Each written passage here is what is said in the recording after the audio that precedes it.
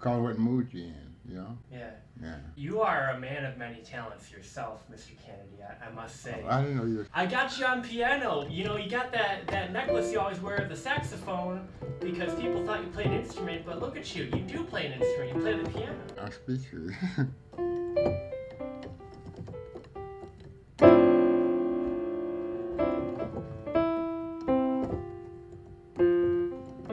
Les McCann used to tell me anybody could play, and I used to watch him play all the time. And I started playing Thelonious Monk.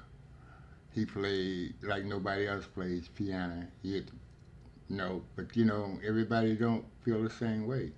But read music, I can't do that, but I can do shooba-dooba-doo. Shooba-doo, shooba-doo. But when I find the groove, okay. Now, did that ever work on a woman? Go up to a woman and go, scuba-doo? I very thought of you. And I started playing, one day I was playing at my house, the piano, and I never tried before, and the Funk Brothers, Pistol, his father came by with a friend, she brought him by, and I played the piano, and he encouraged me to play. He told me, slow down, and hold the notes a little longer, or something like that, he told me to. So I just kept playing, but anyway, he thought I was pretty good at the time. That's good. And that was he with the Funk Brothers, right? Yeah. Pistol. Coming from him, that's high praise. Yeah, and so it inspired me to do it. So sometimes I pick up the guitar. You know, I play for myself anyway, you know? Yeah. So I play for them. That's beautiful.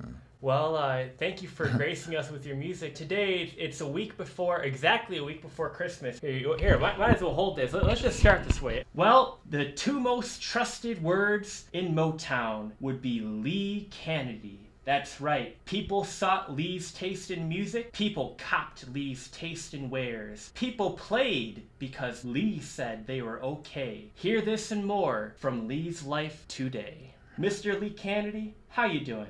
Fine, thank you. Beautiful. Today we're in your apartment. In fact, we've always been in your apartment. We've never been anywhere else. I'm gonna have you sit over there, but just for the introduction today, you've been saying since the day I met you, Ryan, I want you to see these pictures over at Burt's Barbecue on Russell and Eastern Market in Detroit. And ever since then, I have not done it. And I'm not coming here today to say I've done it. I'm gonna do it after. I always say I'm gonna do it after, but I am. I really am today. I'm gonna go after we're done, and I'm gonna go look at these pictures. You want to tell the folks at home about these pictures? Well, it's like a collage I started building some time ago. I had all these pictures that where different people came in the store. I used to put them on the wall, and people used to like to see them and bring back memories. I made a collage some time ago. That's when I had a big house. I made it for the recreation room, but I didn't know that it was going to go where it's taking me to. Now that they say I'm a legend, well, I knew what we was doing when we was in business because I knew nobody else was doing what we was doing. I knew one day it would be in history. When they discovered what I achieved, I didn't know I was going to be here to see it. Before Lee Monroe music, before Motown, and Motown put us on the map, and I was part of that history, making music and getting it played on the radio and distributed, selling, whatever. No other black business owner in the country did that before. Until I did, because I was the first to buy direct from the manufacturer. If you don't buy or didn't buy from the manufacturer, you couldn't report the records to the trade magazine. So if the trade magazine don't play the record, you wouldn't hear. If you don't hear it, the person who sang it and wrote the song or played in the band, they don't get paid. That's what everything, one thing constitutes to another. That's the truth.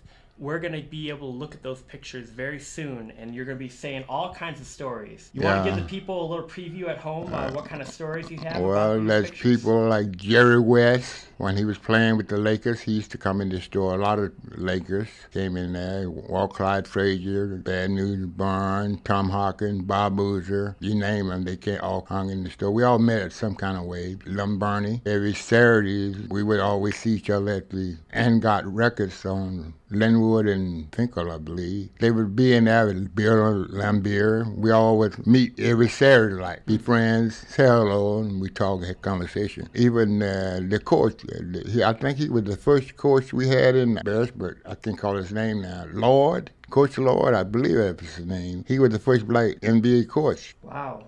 And Wayne Emmer, I think, was the first black general manager with the Milwaukee Bucks. Oscar Robertson, I believe, they all hung in the store at the time when they was playing. So every time they was in town, they came by the store. Of course, we have a lot of goodies for them. We sit there and chat and talk, you know. We hung out together. Once I had a 65 Corvair, and it was new, and Bob Boozer, Tom Hawkins, wanted to go to this Chinese restaurant down on John R. He said he wanted some shrimp.